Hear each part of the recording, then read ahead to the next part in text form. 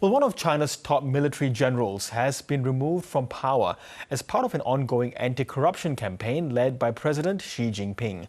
75-year-old Zhang Youxia was second in command of the Central Military Commission, China's top military decision-making body. He is also considered a longtime friend of President Xi. So what does this mean for China's leader, and could there be more high-profile removals to come? Richard McGregor is the Senior Fellow for East Asia at the Lowy Institute, and he joins me now. Good to have you with us today. Firstly, who is General Zhang, and how powerful a figure was he in the Chinese military? Well, he was the #1 military officer in China. As you said, he's the #2 on the Central Military Commission, but the #1 person is Xi Jinping as head of the Communist Party. So a very powerful person. Close to Xi over many years. Their fathers were sort of revolutionary comrades. Xi had kept him on for many years beyond sort of notional informal retirement ages. He was 75. So it's a really big shock to see him fall and to fall so quickly.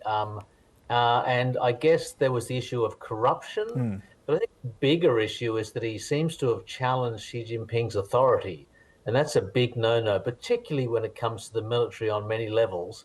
And I think that's why he's gone. Yes, and of course, then we saw this report in the Wall Street Journal.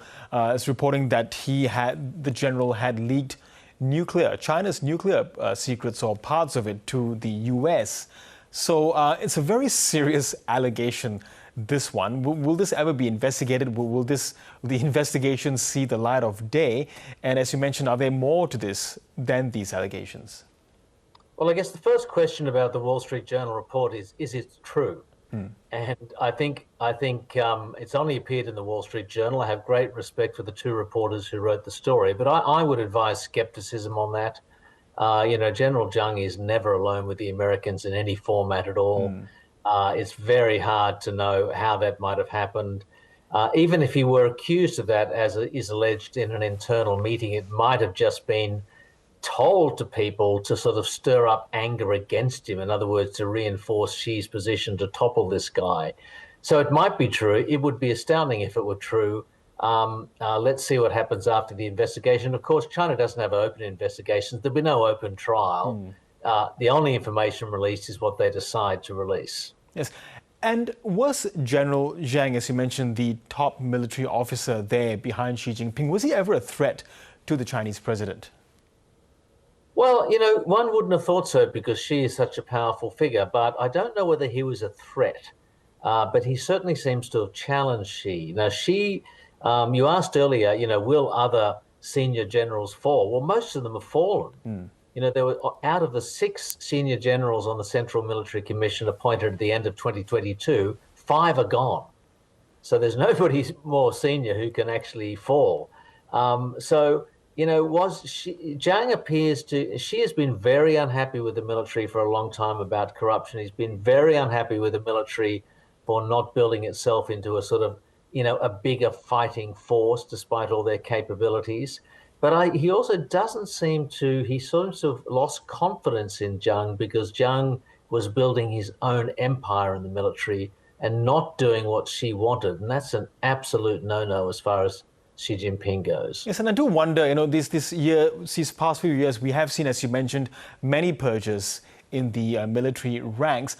I do wonder what it means then for China's Xi Jinping's, one of his ultimate goals, perhaps his legacy piece, that is to gain full control once again of Taiwan. Does it strengthen, do these purges strengthen or weaken the president's resolve on Taiwan? Well, it's a very good question, and it's very hard to answer definitively one way or the other. But it certainly would have to, in the short term, undermine his options for dealing with Taiwan. In theory, he might want to replace the old guard with a younger group of more assertive generals, but Xi has to get to know them. They have to give him, proper advice. Taiwan is an incredibly risky endeavor for China, no matter how it happens, through war or quarantine or blockade. So it's not a good thing in the short term for the Taiwan enterprise. But of course, that'll be an ambition that will survive Xi, will stay with Xi and survive him in any case. It's not going away.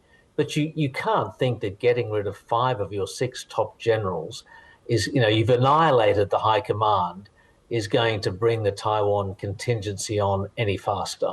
Yes, and what do you think Xi Jinping privately would be thinking in terms of his hold on power in the country? Has he strengthened his position within the Communist Party and the military?